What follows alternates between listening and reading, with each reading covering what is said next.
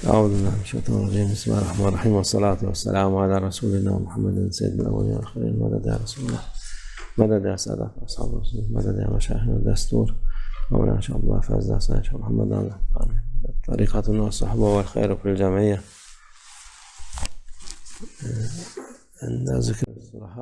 عند ذکر صلاح تنزل الرحمہ، یہ کہا جاتا ہے جب آپ پاک لوگوں کا ذکر کرتے ہیں آپ پر اور آپ کی جماعت پر رحمت برستی ہے.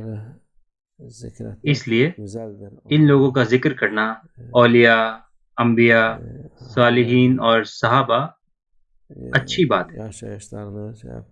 ان کے حالات کا ذکر کرنا اور ان کی زندگی کے بارے میں بات کرنا اور ان کو مثال کی طرح دیکھنا ایک اچھی چیز ہے. اس کے علاوہ اپنے والدین کا ذکر کرنے سے بھی رحمت برستی ہے.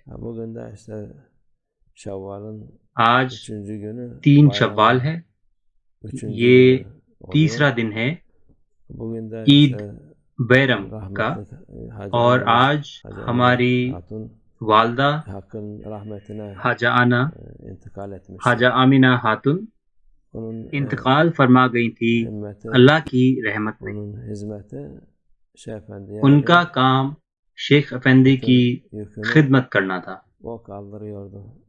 اور وہ ان کے سارے بوجھ اٹھا رہی تھی.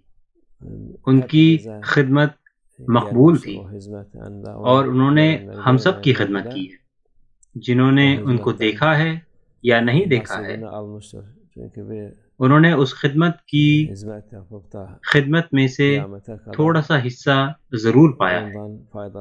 اگر ایک انسان خدمت کرتا ہے اور اس کے ذریعے جتنے بھی لوگ اس سے فائدہ اٹھاتے ہیں قیامت تک، اگر وہ اللہ کے لیے کی جاتی ہے اخلاص کے ساتھ، جیسا کہ یہ تھا جو بھی انہوں نے کام کیے، وہ اللہ کے نظروں میں قابل قبول ہوتا ہے. تو جو خدمت پاک لوگوں کے ذریعے سے کی جاتی ہے اخلاص کے ساتھ، اس کا اجر ملتا ہے اور لوگوں کو اس کا فائدہ ملتا ہے. ہمارے رسول اللہ صلی اللہ علیہ وسلم کہتے ہیں کہ جو بھی وسیلہ بنے گا اچھے کام کا یا سنت کا، جو بھی اس کو کرتا ہے اور جو بھی اس کا ذریعہ ہے اچھے کام کا، اچھے عمل کا، ان کو بھی اجر ملتا ہے قیامت تک. جو بھی ایک برے راستے کا ذریعہ بنتا ہے، جیسے کہ آج کل کے حالات ہیں دنیا کے، وہ دنیا کو ساری گمراہی کے راستے دکھا رہے ہیں، آپ سوچ بھی نہیں سکتے، اور لوگوں کو وہ کام کروا رہے ہیں بنا سوچے سمجھے. تو جو بھی یہ کرواتا ہے اور جتنے بھی لوگ اس کو کرتے ہیں، اس انسان کو ان کے گناہ بھی ملتے ہیں. تو یہ دونوں طرف لاگو ہوتا ہے. جو انسان اچھا راستہ دکھاتا ہے اس پر بھی، جتنے بھی لوگ وہ اچھا کام کرتے ہیں اس انسان کو جس نے اچھا راستہ دکھایا ہے اس کو بھی اچھائی ملتی ہے اور ان کا ثواب ملتا ہے. اور جو آدمی برا راستہ دکھا رہا ہے اس کو بھی ان کے گناہوں میں سے ملتا ہے. تو اس لیے حاجہ آنا کا راستہ رسول اللہ صلی اللہ علیہ وسلم اور مشائخ کا راستہ ہے، اور ان کے اچھے کام تا قیامت چلیں گے. وہ ایک برکت سے بھری ہوئی خاتون تھی، ان کے پاس اخلاص تھا اور مضبوط ایمان تھا. ان کا مقام اونچا ہے، ان کی جگہ ایک الگ خوبصورت مقام پر ہے. ان کو رسول اللہ صلی اللہ علیہ وسلم نے مبارکباد دی ہے. اللہ ان کی برکت ہم پر جاری رکھے. یہ وہ بھی ہیں جن کو ان کی اہمیت پتہ ہے اور جن کو نہیں پتہ ہے. جو ان کی اہمیت جانتے ہیں، قدر جانتے ہیں، اللہ ان کو اس اجر میں سے اور اس فضیلت میں سے دے گا.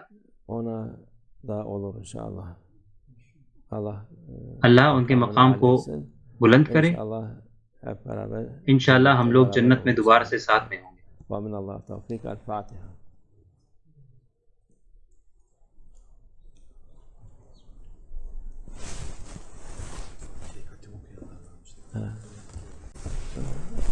Aileler için hatim okunanlara onu başlayalım inşallah.